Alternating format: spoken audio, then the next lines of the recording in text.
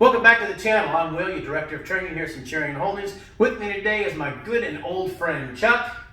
Hey, buddy. Who recently just finished his high projab test at his Muay Thai school. So congratulations to that, buddy. Thank you. It's an impressive feat, and you earned it and you deserve it. Today, he's going to help me show you some of our beginning sparring drills using Basic 4. We did a video previously detailing the Basic 4 series when we did the Basic 4, Reverse 4, the Lead 4, the Rear 4. I'll put a link to that in the description below. You can check that out. Today we're going to show you how we use that Basic 4 to start our sparring series. Check it out. Okay, so just to give you a very quick reminder, this is what the Basic 4 is going to look like. I started out with my lead leg, and for the purposes of today's work, we're just going to start using both kicks to the same leg. That's going to be his lead leg because it's the easiest one to get to. So I'm going to start the inside with my lead kick. I'm going to throw my cross, I'm going to throw my hook, and I'm going to throw my rear kick, and then he's going to go back. So he'll throw his lead kick, he'll throw his cross, he'll throw his hook, he'll throw his kick. And you notice right now we're not defending anything. This is literally, I'm rock'em sock'em robots. I'm just a dummy that we can use to figure out where the placement of these things goes to. And we'll just go back and forth.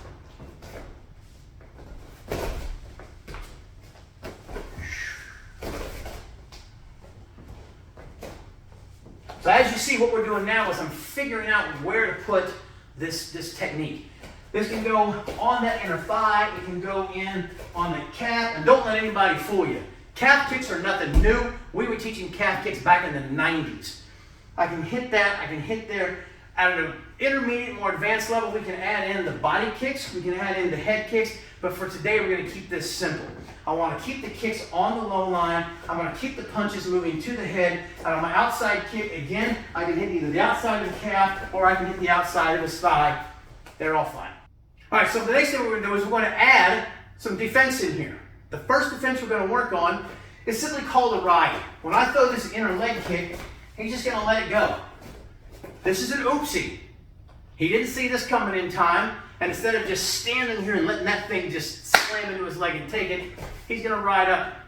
He's going to let that thing go, let the pressure of the kick push it to the outside.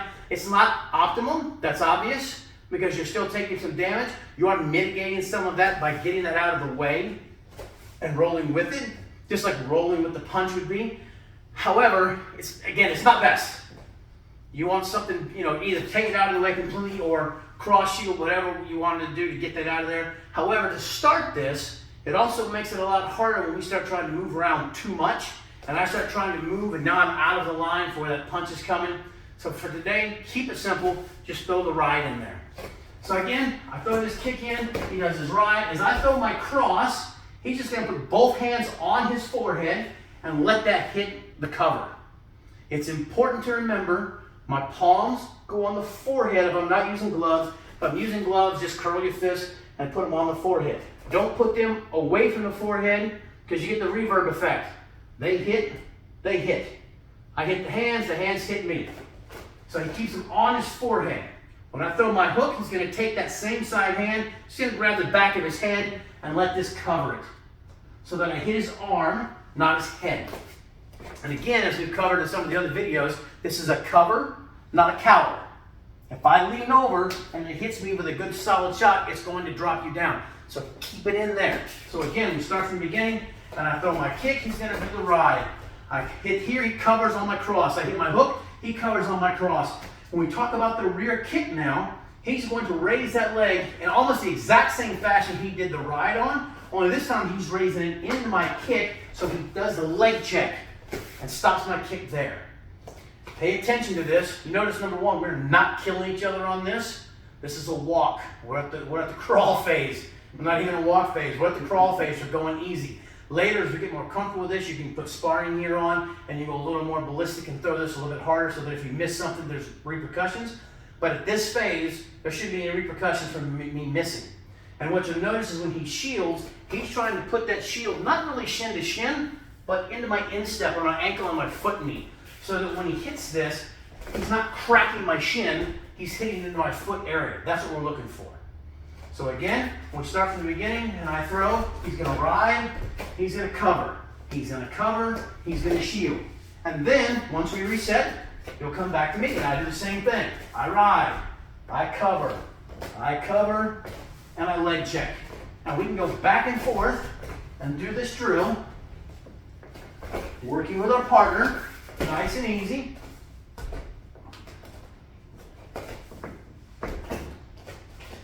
Nobody's gotten hurt. We're still enjoying this. We're having fun with it, and we're learning good technique. That's the key to how we start. All right, so now we're going to move those things. We have the basic formula. That's the key to what we're doing here today. We have the basic formula of doing basic 4. Now we're going to add those defenses, and now we can change those defenses. So the first thing we started out with was riding that kick. This time, he's going to cross shield that kick. It looks suspiciously like what he was just doing, only the opposite direction. The first time he was riding the kick and he let the leg go out. This time when he brings that leg up, it's going to go in. And again, we're looking to hit into the ankle area, right into the instep of the foot, not necessarily shin to shin. Does it happen? Yes. We try not to because that does hurt both of us. And you can condition all that good stuff. We're talking about beginners right now. So I throw my kick. He's going to hit that cross shield. We're going to keep the other ones the same for right now. So he'll just cover, and he'll shield. Then he'll come back to me, and I'll go cross shield, cover, and shield. And we'll do that a couple of times. Cross shield, cover, and shield. Cross shield, cover, and shield. And now we're going to step this up, and I'm going to add in a different technique now for my cross. This time he's going to slip. So instead of covering this and letting that thing slam into him, which is really just, holding the pad for a train to hit you, he's going to take this and turn. If you look at the body mechanics of it, it's just like I was throwing my own punch. Everything is turning, except this time I just didn't throw the punch, I kept the punch on my face. And I let the body turn so that goes over my shoulder. Does he have to miss my face by a millimeter or by a mile? Well, the answer is yes. They both miss. That's the point. And that's what he's trying to do. So he'll just turn so that goes right over my shoulder. So this time we've got 2 different defenses. Now we're going to do cross shield. And when I throw my cross, he's going to slip. You notice his hand stayed up. He does the cover on the hook, does the shield on the kick. And now he feeds it back. And I go cross shield. I go slip. I go cover. I go shield. And we're going to do that a couple of times. So cross shield, slip, cover, and shield. I cross shield, I slip, I cover, I shield. And you see how we work this. We can play this back and forth. You can do that for a round, do it for a half round, go for a minute. I don't care how long you want to do that for. Just do it until you're comfortable. Now we're going to add in on the hook as well.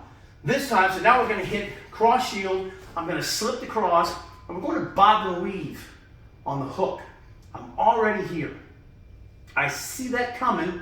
I'm going to bend the knees. This is important. Bob and weave is not this. That's you catching a knee in the face. Bob and weave is where I bend and I go under. I bend and I go under. That's the key. So now we'll go in. He's going to cross shield. He's going to slip. He's already set up for this bob and weave. And as the hook comes in, he goes under it. And now he's in a good spot to shield when I throw the kick. And then he'll come back. So I go cross shield, slip, bob and weave, and shield. And again, he goes cross shield, he goes slip, he goes bob and weave, and he goes shield. And we'll feed that back and forth.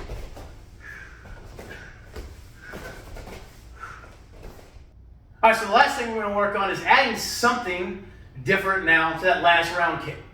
So we started out with a ride and a lead kick. We added in a cross shield. We started out with a cover on the cross. We added in a slip. We started out with a cover on the hook. We added in a bob and weave. We did a shield on that last kick, and now we're going to do what's called a cut kick. When he sees that kick coming, he's going to borrow the momentum he's already gotten from going under the hook, and he's going to step with it and just hit that support leg. We're bipedal creatures, so the moment I go to kick with this leg, I now have all of my balance on the back leg. And he's going to attack that leg. If he knocks me down, wonderful. If he doesn't, just as well. It's very hard for me to defend that leg when this leg is in the air trying to attack him and he has stepped offline and attacks the leg. That's what we're looking for this time. So here's what's going to look like. So again, we'll see it. As I throw my kick, he'll cross shield, he'll slip, he'll bob and weave. And as I'm going to throw this kick, he's going to step right out and eat that leg alive. And then he'll feed it all back. So I go cross, I go slip, I go bob and weave, and I hit that leg. And again, we just keep going. If we have to move sides, that's cool. Feel free to do so. We just keep moving. And you can see this helps us develop our timing, helps us develop speed, helps us develop rhythm, and all of that is super important when you're learning to spar. Which is the whole point of what we're doing. We're trying to teach you to spar without going, hey, here's a set of gloves, let's beat the daylights out of each other and learn nothing. Because what do you usually get? You usually get this and the window of death. We want to avoid that. We want to teach you how to spar using good technique, and this is how we started. It's a controlled environment, and again, we're going easy. If I screw this up, when he throws his stuff, he does his first kick, and I mess this up. Yeah, look, it's just a touch because we're going slow enough that he goes, oh, he messed this up. You know, he touches the leg so that I know, oh yeah, hey, that's supposed to move. Oh yeah, my bad. Or if I mess up on the punch and I don't get my defense in, look, he just touches my face because we're going slow enough and easy enough right now that I don't have this repercussion yet. So we're avoiding that while we learn how to do this. As we get better, we put on gloves, put on shin pads, you can put on groin protection, you can put on headgear, and we can go a lot more ballistic, we can go a lot harder at it. And then, we're not going to do it on this video, but in a later video we might explore it. You can add in the body kicks, the head kicks, and then he has to figure out not only this lead kick, but where's it going? Is that lead kick going to the body? Is that lead kick going to the head? And then I have to figure that out as it's coming back at me. Where is this going? Oh my gosh. And that gives us the uh-oh factor that you're going to get when you're sparring or fighting or defending yourself. But it all starts right here doing this simple and easy drill. Hope you guys enjoyed today's video. We're working on some sparring drills using our standard 4 series. You can do that with this series. You can do it with the reverse. You can do it with the lead series. You can do it with the rear series. And you can change and plug in all the defenses for each one of those in any of those series as you're doing this drill, which gives a lot of variety, gives a lot of work. And as I said, as you get more ballistic with it, you put on more gear, and we're doing that a lot harder, a lot faster. It speeds that thing up. And before you know it, you're getting good sparring in with good technique at good training levels, all because you started at the right spot. Chuck, I really appreciate you coming in today and helping me out. You guys can always check us out on all these favorite social media platforms. You can find us at centurionholdingsllc.net. You can contact me at centurionholdingsllc@gmail.com. I still have spots open for the summer and fall seminar slots, so if you want one of those, feel free to contact me at that Gmail address. Don't forget our discount code with Cage Side Fight Gear. Code Dorset. You can get 10% off, or you can hit the link in the description below. They got excellent gear, excellent gis with this Toro BJJ line. I love those things. It's like wearing a pair of pajamas. Go check them out. You can check out the QR code right up here, and we'll see you next time.